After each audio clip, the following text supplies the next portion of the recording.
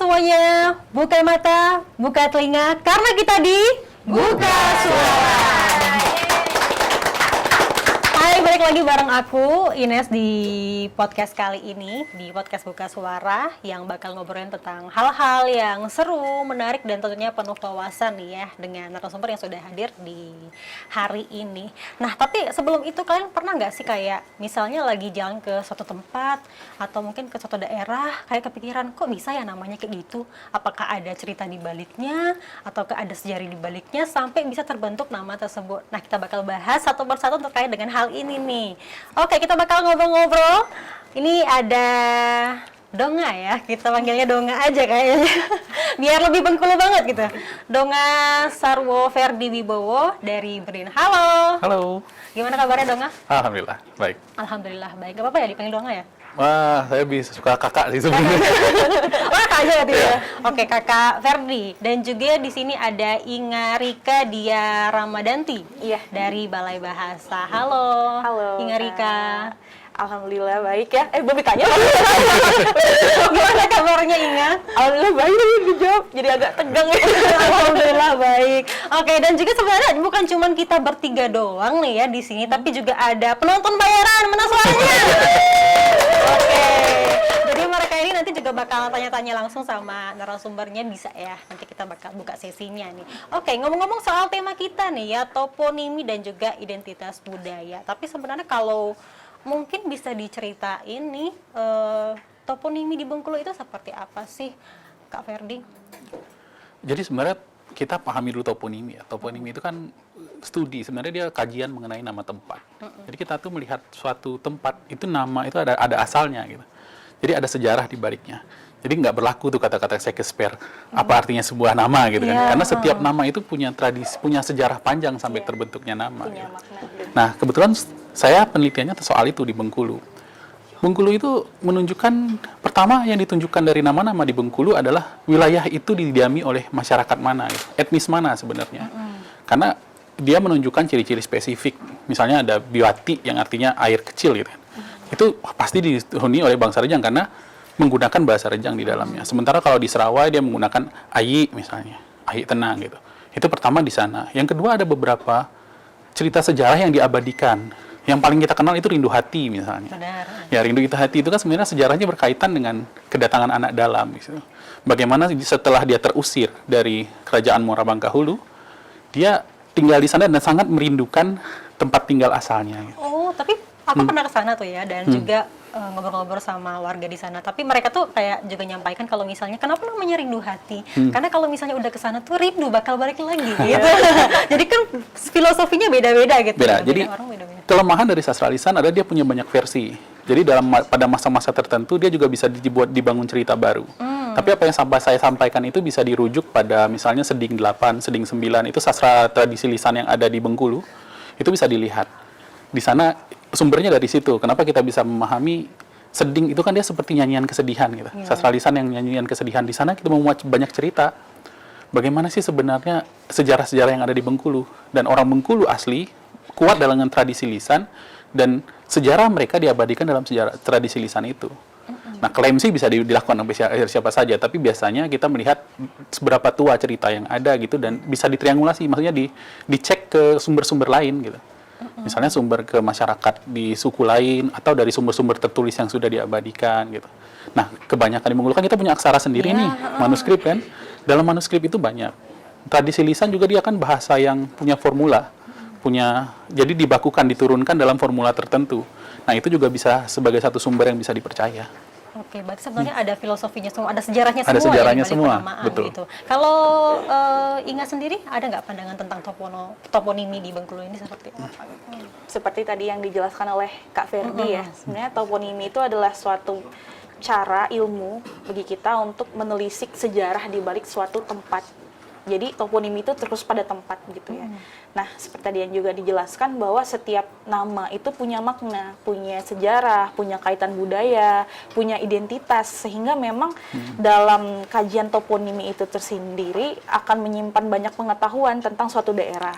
Jadi memang kalau dari saya sendiri, toponimi itu sangat penting bagi suatu perkembangan daerah tertentu, karena melalui nama daerah itu kita bisa menelisik kembali ke belakang tentang karakter kita, identitas kita yang nantinya akan sangat bermanfaat untuk membentuk suatu ciri khas unik yang nanti bisa kita kembangkan ke dalam industri kreatif ataupun pariwisata kayak gitu. Berarti sebenarnya kalau misalnya dilihat-lihat tuh banyak ya nama-nama daerah misalnya, terus kayak nama desa gitu ya, gunung gitu yang memang dibuat karena mungkin filosofi daerahnya, sejarahnya, atau mungkin ada istiadat juga ya termasuk. Iya. Sebenarnya ada, misalnya dengan beberapa daerah tertentu itu kan, dia punya relevansi budaya. Kalau mandi angin misalnya, itu umum kita temukan di hampir semua wilayah masyarakat Melayu, wilayah budaya Melayu. Karena mandi angin, itu biasanya berkaitan dengan satu tempat tinggi yang sering digunakan untuk bertapa. Nah, hampir semua tempat yang punya mandi angin itu punya pusat tertentu, dan mereka terkait dalam satu budaya tertentu. Gitu. Lalu ada di daerah Lebong misalnya retes. Retes itu bahasa itu kan artinya meretas, jalan pembuka yang lebih mempersingkat jarak gitu. Itu juga sebenarnya faktor budaya. Bahwa setelah masa tertentu mereka menganggap konektivitas itu penting, lalu mereka membuat jalan untuk menghubungkan satu daerah dengan daerah lain gitu. Ya, bahwa setiap tempat itu punya ininya sendiri, punya relevansi budaya dan itu berkaitan dengan identitas ya. Benar. Tapi sebelumnya sebenarnya jauh sebelum itu juga berkaitan dengan vegetasi alami. Vegetasi alami itu maksudnya tumbuhan apa yang ada di situ misalnya. Umumnya kita temukan misalnya muara timput gitu. Muara timput itu akan ada banyak timput, ada timput itu jenis kisi apa ya kalau bahasa Indonesianya kisi. Kisi itu seperti macam sayur-sayuran mirip pare tapi bukan pare. Iya, mirip paria dia. Oyong bukan. Oyong ya. Muara timput itu oyong misalnya. Atau coko itu ternyata artinya tempat kelapa, banyak kelapa gitu. Itu juga vegetasi alami gitu kan. Dan itu juga berkaitan, kalau coko itu pasti bahasanya dari Serawai, bahasa Melayu kuno gitu kan. Nah, itu yang juga berkaitan dengan identitas budaya. Oh, ini udah hampir pasti kebun ini dimiliki oleh masyarakat Serawai dan itu berkaitan dengan identitas mereka langsung. Dan yang susah adalah saat perubahan nama terjadi gitu. Contoh paling gampang tuh di Enggano. Ada satu daerah di ujung yang namanya Banjarsari, yang itu kan jelas bukan bahasa Enggano karena beberapa daerah di sekitarnya itu Malakoni, Meo, Kayapu, Kaana. Dan itu bahasanya beda-beda. Sama bahasanya bahasa Enggano. Bahasanya bahasa Enggano. Kira kayak misalnya kita kan ya Rejang itu kan Rejang Kepahyang, Rejang Lebong gitu kan. Sama Lebong itu kan ada perbedaan ya, meskipun sedikit. Dialek, itu dialek sih. Jadi kalau di sana tidak, jadi memang satu bahasa. Tapi di sudut ada daerah yang namanya Banjarsari gitu. Yang sebenarnya nama lamanya ada, tapi diganti menjadi Banjarsari gitu. Ya itu juga menunjukkan bahwa identitas masyarakat yang di sana itu tidak lagi masyarakat Enggano, tapi masyarakat transmigran yang lebih sifatnya lebih campuran. Kebanyakan yang saat itu sih kalau saya sekarang Bugis kebanyakan. Mempengaruhi sekali berarti ya. Iya.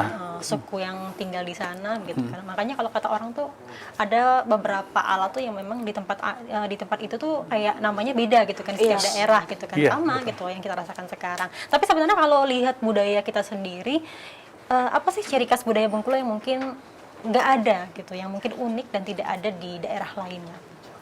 Kalau Inga sendiri gimana? Sebenarnya kalau dari Bengkulu sendiri yang jelas adalah kita punya etnisitas yang berbeda ya. Seperti misalnya Rejang. Rejang itu bahkan ada penelitian mengatakan Rejang itu adalah suatu etnik yang punya perbedaan sangat besar ya dengan etnis-etnis lain yang ada di Bengkulu ini, di Pulau Sumatera maksud saya. Kemudian dari perbedaannya itu sendiri pun menghasilkan budaya yang jauh berbeda juga. Misalnya seperti tarian kejai. Tarian kejai di dalamnya ada nyambei. Nyambei itu sebenarnya jika kita lihat juga berbentuk syair atau pantun, tetapi punya ciri khas tertentu. Kalau yang kita tahu pantun itu berpola ABAB, kalau di sambei itu tidak punya pola yang tetap seperti itu. Dan juga sambei itu adalah syair yang lahir dari spontanitas maestronya. Jadi ketika tampil di depan, diminta untuk bersyair, untuk nyambei, dia akan melihat situasi di sekelilingnya, apakah ada gadis yang cantik, kemudian ada pakaian yang seperti apa, suasana yang seperti apa, itu akan langsung dilahirkan menjadi suatu syair. Dan banyak sekali sebenarnya keunikan di Bengkulu yang punya perbedaan yang cukup menonjol sebenarnya. Hanya saja saat ini kita belum punya cukup banyak sumber daya untuk menggali itu, untuk mendokumentasikannya, sehingga hal ini juga di satu sisi adalah kabar baik juga buat masyarakat Bengkulu, karena masih banyak lagi yang bisa kita gali dan memunculkan suatu keunikan bagi Bengkulu itu sendiri. Aku pernah ya, mungkin datang ke pernikahan gitu, ke tempat kenalan aku, dan mereka tuh kayak ya gitu pantun gitu kan, Iya. itulah nyambe itu ya. Nyambe itu yang ketika kita tari kejai, Iya. nah ketika di tengah-tengah menari mereka berhenti. Kalau misalnya Kak Ines pernah lihat tari sambe yang tari kejai yang benar kejai, bukan tari persembahan ya. Kalau yang kita suka lihat itu tari persembahan kan. Kalau tari kejai itu, di kejai itu nanti ada apa? Ada ketua anak sangainya, ada anak sangainya berpasang-pasangan, itu kalau tidak salah ganjil ya Kak, jumlahnya itu ganjil. Ada laki-laki dan perempuan, mereka mengitari penai itu penoi, di tengah yang ada seperti tumbuh-tumbuhan seperti pisang, kemudian ada tebu. Nah, ketika mengitari itu tiba-tiba mereka berhenti, duduk, kemudian ada anak sangai yang penarinya itu yang mukanya ditutup kipas. Nah, ketika bersair itulah yang namanya sambai atau nyambai itu. Beda berarti ya. Kalau Beda. kata orang kan kalau misalnya pantun itu kan identik sama orang Melayu gitu ya. Iya, Ya, betul. pantun Melayu.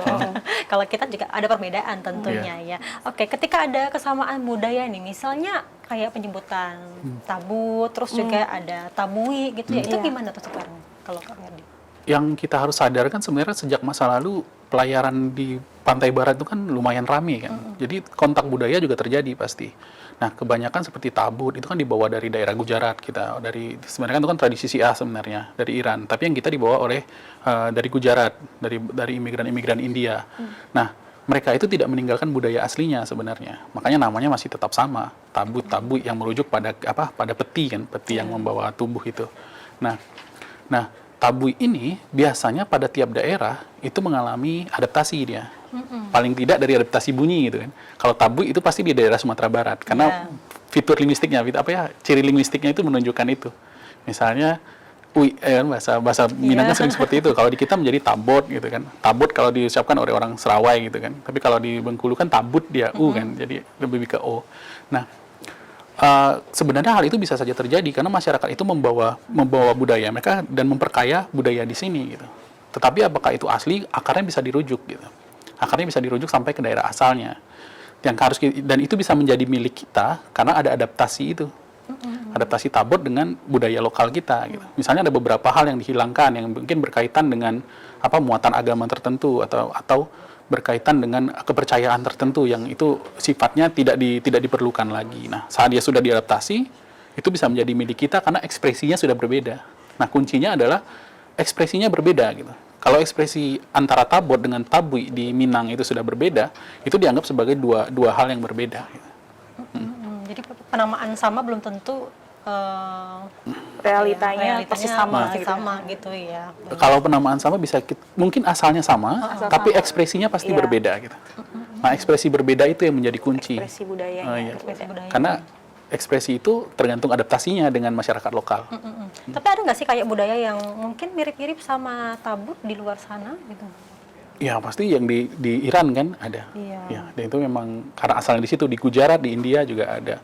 Selama dia mengikuti pesisir barat, jalur rempah pesisir barat mungkin dulu banyak gitu. Iya. Saya dengar di Aceh ada, tapi saya tidak punya bukti gitu. Iya. Tapi ya itu mungkin pasti ada karena kan dia disebarkan melalui kontak budaya pada jalur pelayaran.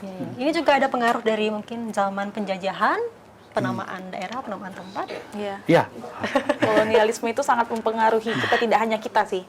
Secara umum, tidak hanya di Indonesia, di negara manapun yang pernah mengalami kolonialisme itu pasti punya perubahan mendasar dalam kebudayaannya, dalam penamaan tempatnya.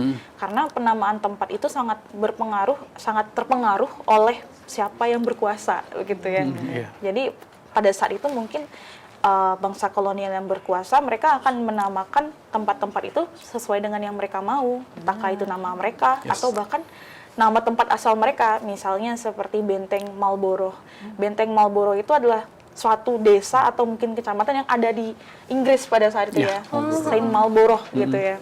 Atau juga benteng-benteng lain itu kebanyakan dinamakan oleh nama tempat asal mereka untuk mengingatkan bahwa itulah asal mereka dan dari manalah mereka berasal dan agar mereka selalu ingat pulang seperti itu. Jadi kalau dibilang ya sangat berpengaruh ya Kak. Iya.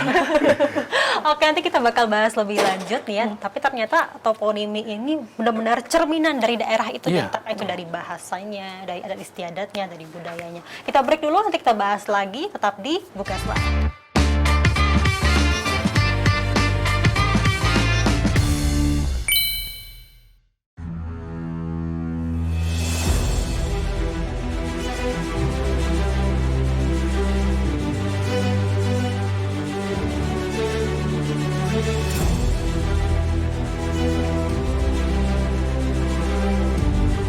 Kami percaya bahwa setiap hasil yang kami ciptakan adalah komitmen dari tanggung jawab kami menjawab aspirasi masyarakat dari berbagai lapisan.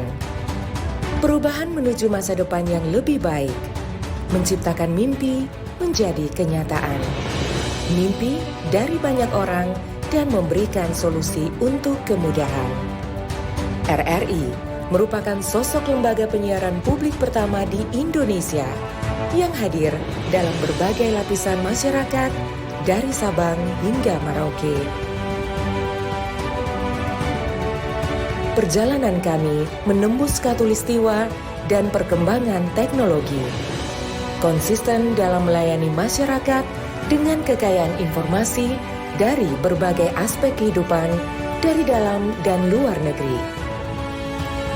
Tidak pernah lelah menampung aspirasi masyarakat dari segala pelosok daerah.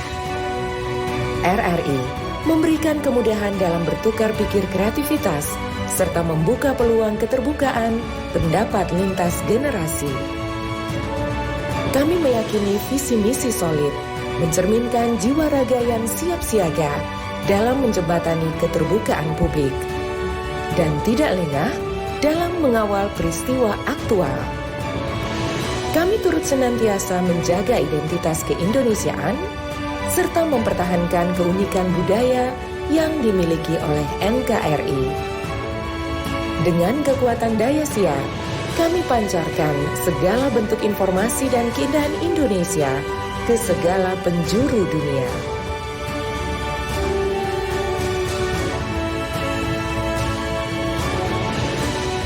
Kami adalah mitra untuk membangun masa depan. Kami terus menatap ke depan untuk berinovasi mengembangkan visi besar demi Indonesia yang lebih baik.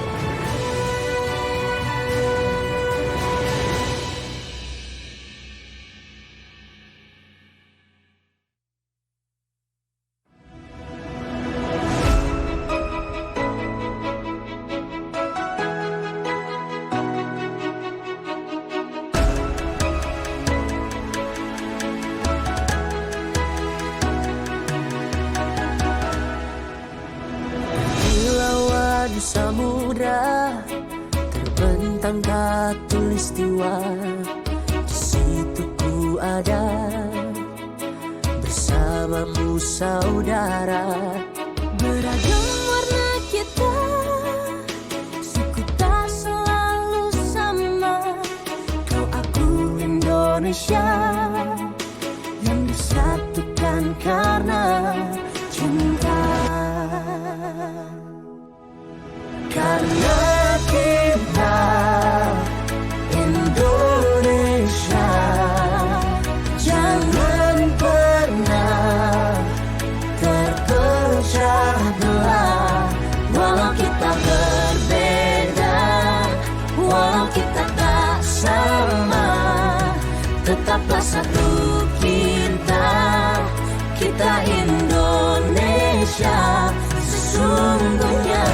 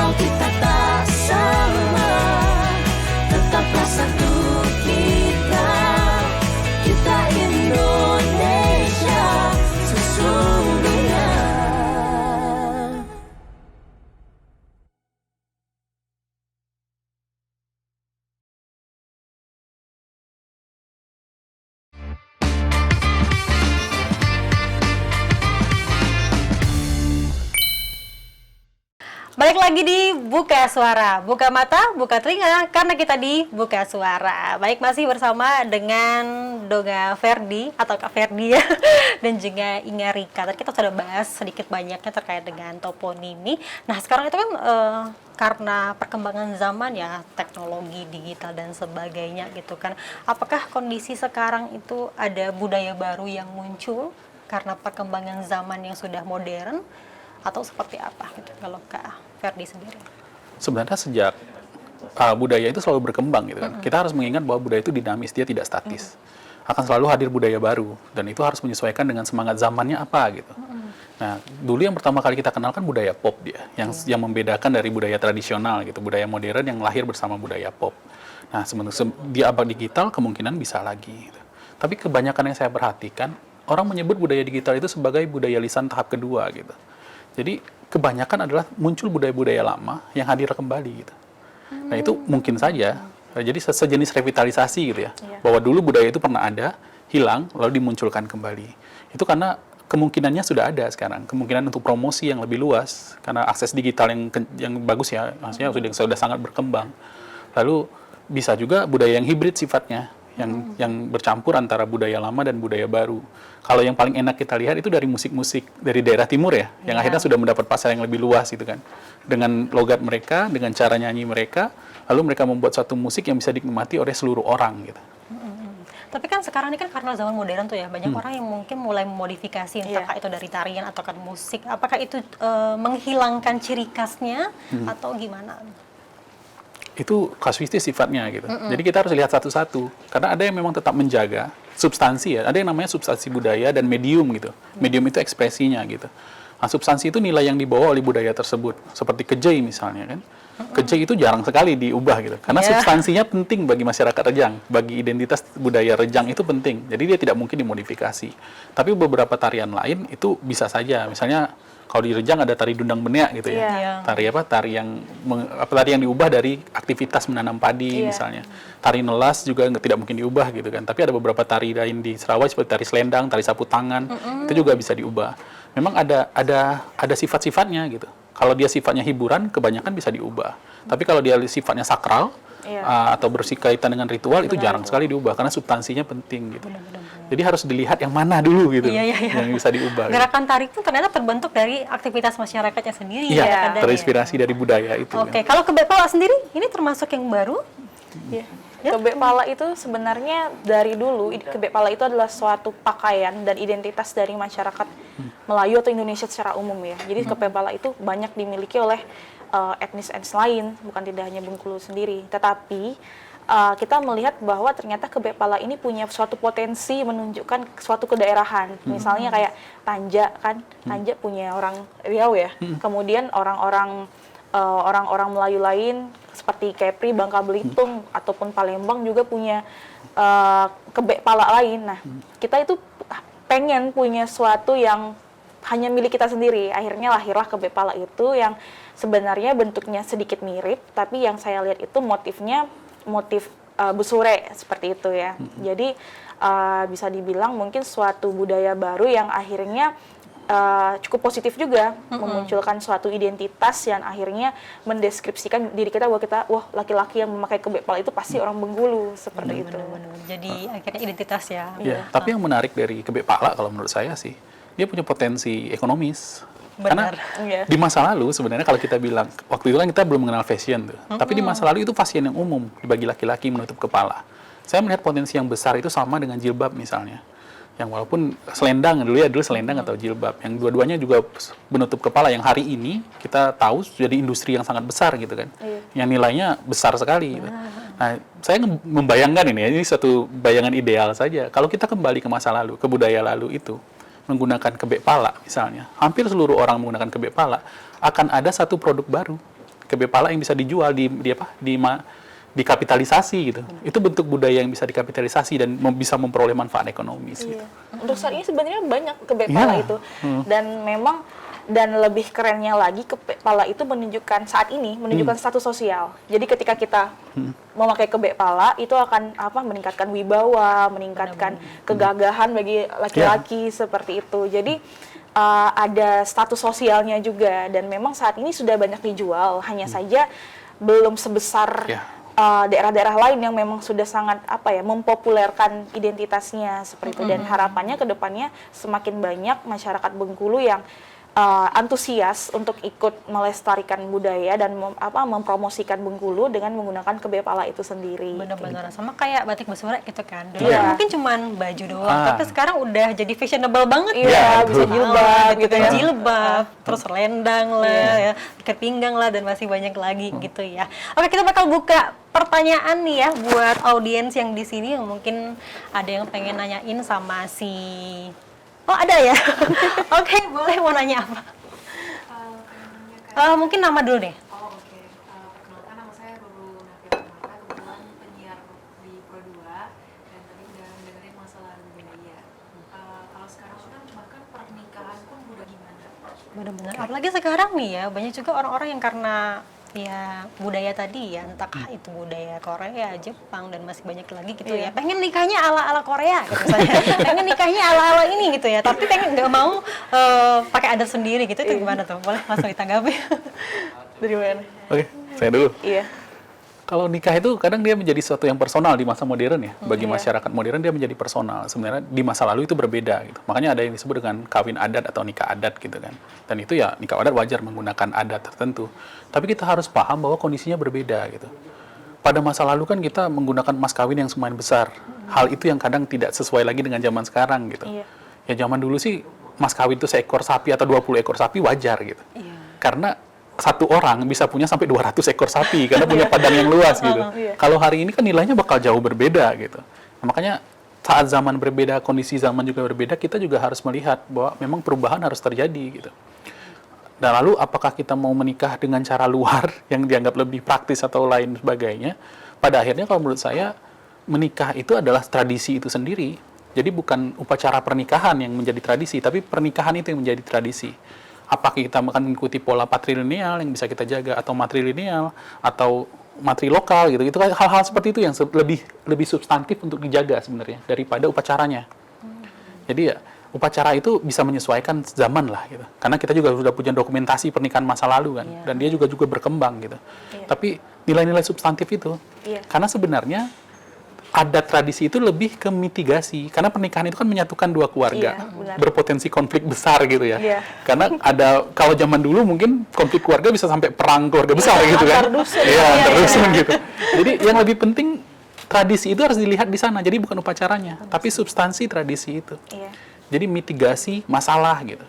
Benar. Jadi bagaimana keluarga ini disatukan dalam upacara seperti apa yang lebih ideal gitu.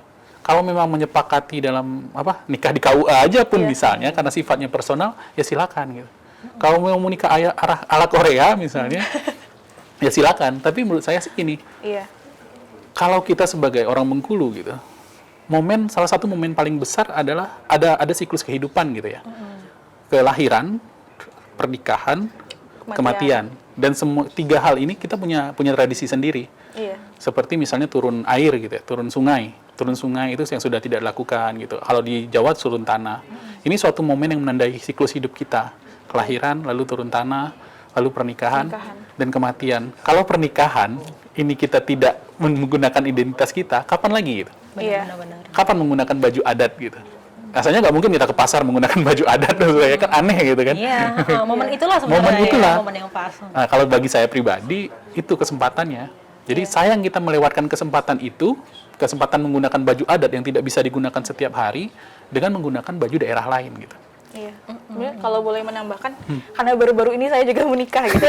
Dan memang hal-hal yang seperti itu tuh baru saya pahami setelah mengalami sendiri. Seperti yang tadi dijelaskan oleh Kak Ferdi, memang hal-hal substantif itu adalah memahami bahwa ritual itu adalah suatu hal yang ingin memunculkan suatu makna seperti itu. Jadi memang secara lokal tahapan pernikahan itu sangat panjang ya. Saya sendiri bukan orang asli Rejang, tapi karena kalau di Curup itu dimanapun kita berada dan siapapun kita itu wajib pakai adat Rejang. Kalau di daerah Curup itu, walaupun misalnya kita orang Sunda atau orang Minang, tapi kita itu wajib melibatkan BMA, setempat seperti itu ya. Nah, walaupun mereka itu tidak memberatkan kita dengan ritual-ritual rejang yang sesuai dengan aturan, tapi hal-hal yang substantif itu wajib. Misalnya sebelum kita menikah itu akan ada lamaran ya. Kalau sekarang kan engagement kan istilah kerennya. Tapi lamaran di daerah Curug itu adalah di pihak kita menyediakan juru bicara, kemudian di pihak pasangan kita, apakah misalnya calon suami itu juga harus membawa juru bicara. Nanti di sana akan ada dialog, musyawarah, diskusi. Nah di situ kan ada apa ya? Ada suatu kejadian sosial, kejadian yang akhirnya membawa masyarakat ini kembali menjadi terhubung. Kalau zaman dulu menikah itu di antar dusun itu warga desanya mengantar jalan kaki begitu. Benar, ya, jalan kaki. Dan memang pernikahan seseorang walaupun kita adalah suatu individu, tapi itu adalah suatu kejadian yang melibatkan banyak orang, dan itu adalah suatu hal yang penting. Nah untuk saat ini kita sebagai, mungkin saya juga termasuk Gen Z juga sih kelahiran 98 ya, bahwa menikah itu tidak hanya diri kita sendiri. Kalau orang bilang menikah itu antar keluarga, kalau saya bisa katakan menikah itu bukan hanya antar keluarga, tapi antar masyarakat, antar budaya, begitu ya. Jadi ketika kita menikah, Pak RT turun tangan, kemudian BMA turun tangan, Pak Imam turun tangan, kemudian bisa jadi uak nenek dari tetangga kita juga ikut mengantar, mendoakan. Jadi kita harus mengetahui bahwa substansi dari suatu ritual itu adalah menyediakan ruang bagi masyarakat untuk kembali bersosialisasi, untuk kembali terhubung dengan masyarakat lainnya. Nah, ketika kita sudah menyadari hal itu dan kita paham pentingnya apa, mungkin kita akan tidak tertarik untuk acara-acara yang mungkin sedikit lebih praktis ya. Benar. Kalau saat ini saya lihat, mungkin kalau di daerah Bengkulu, saya lihat kalau menikah itu mungkin 1 hari, akad nikah, resepsi, jam 2 bubar begitu, dan menikahnya juga biasanya di tempat lain gitu kan, bukan di daerah efisien waktu efisien banget. waktu, ya, dan bukan di rumah kita. Kalau di daerah yang mungkin di luar kota itu masih di rumah sendiri, masak sendiri, dan itu akhirnya terjadi suatu suatu kejadian, suatu peristiwa sosial yang akhirnya mengumpulkan lagi masyarakat, dan itu akan sangat penting bagi kehidupan kita ke depannya. Dan itu kan mempererat tali persaudaraan juga. Iya, seperti itu. Benar juga. Dia membangun solusinya. Kalau kita punya masalah dalam pernikahan juga, di masyarakat merasa bertanggung jawab untuk menemukan solusi bersama gitu. Itu sih betul sih. Iya, jadi masa iya kalau kita nikah ala Korea, pemerintah Korea ikut tantangan, duta besar Korea turun gitu. Mungkin kan. kita itu jangan memisahkan atau mengalienisasi diri kita dari masyarakat kita, bahwa kita itu terkadang saat ini lahir menjadi individu yang egois ya. Kita merasa bahwa diri kita itu lebih aktual, lebih cerdas dari orang-orang di sekitar kita. Padahal pada akhirnya kita sebagai manusia, makhluk sosial itu akan sangat bergantung dengan masyarakat di mana kita tinggal dan lahir. Benar. Nah, bagaimana cara kita menghubungkan, membangun hubungan kita dengan masyarakat itu ya lewat 3 siklus kehidupan itu tadi. Ketika kita lahir, orang-orang datang menyelamati, membuat acara doa. Ketika kita menikah, mereka juga ikut terlibat. Bahkan ketika kita meninggal nanti pun, mereka lah yang nanti akan juga terlibat dalam hal itu. Jadi memang itulah substansi bagi saya dari ritual-ritual itu sendiri. Iya. Sebenarnya ya momen pernikahan itulah cara kita menjaga dan juga melestarikan budaya juga kan, kalau misalnya kita pakai adat kita sendiri. Oke, mungkin dari closing statement sendiri dari Kak Ferdi ya dan juga Inga, seperti apa untuk teman-teman mungkin agar nantinya lebih paham, akhirnya mengetahui betapa pentingnya kita paham tentang identitas budaya kita.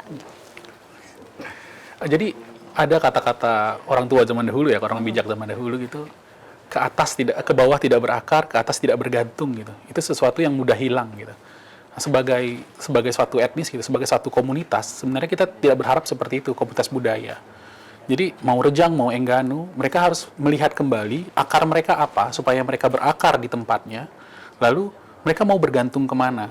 Karena di masa modern, yang memang perubahan itu pasti terjadi, perubahan budaya yang paling ideal itu seperti itu, bahwa kita tetap berangkat dari akar, tapi kita juga bisa mengikuti kebudayaan baru gitu.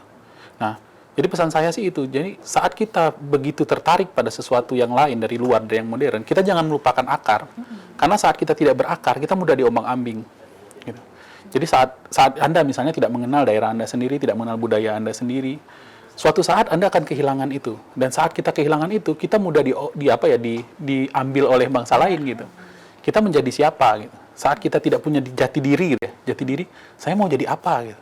Akhirnya kita mengaitkan diri kita dengan bangsa yang lebih besar. Yang kadang-kadang itu ya akhirnya tadi kan karena gelombang besar Korea kita hari ini menjadi orang Korea. Nanti di masa depan mungkin Cina yang berpengaruh kita menjadi orang Cina gitu. Lalu tiba-tiba naik lagi nanti orang Papua mungkin kita menjadi orang Papua. Tapi kita itu harus melihat bahwa diri kita ini siapa. Lalu kita mau mengubah kebudayaan kita ke depan itu menjadi apa gitu. Nah, karena gini, pada masa depan ada keunggulan keunggulan tertentu yang memang coba dihasilkan oleh budaya tertentu. Nah, keunggulan ini yang akan berarti di masa depan. Ya, sebenarnya ya gitu. Jadi seperti anyaman itu kan, sederhana kan.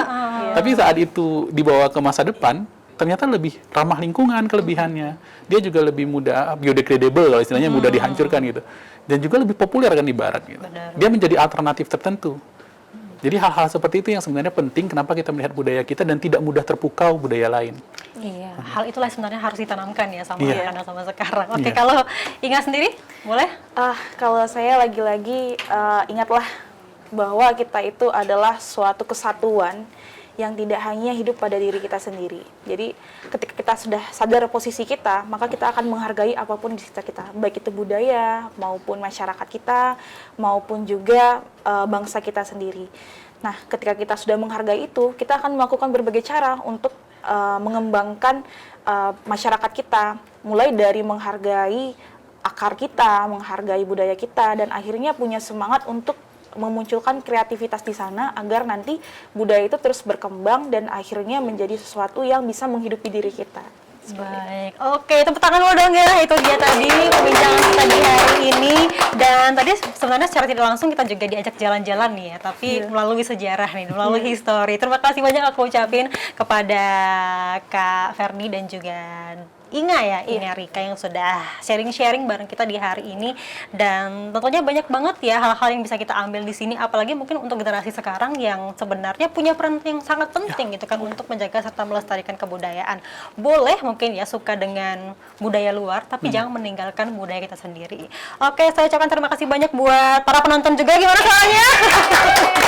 Terima kasih juga para audiens yang sudah semangat dan mungkin bisa lain waktu kita bincang-bincang kembali nih ya. Semoga selalu sehat dan juga bahagia. Oke, itu dia diskusi kita di hari ini di podcast Buka Suara dan sampai jumpa di episode berikutnya. Bye.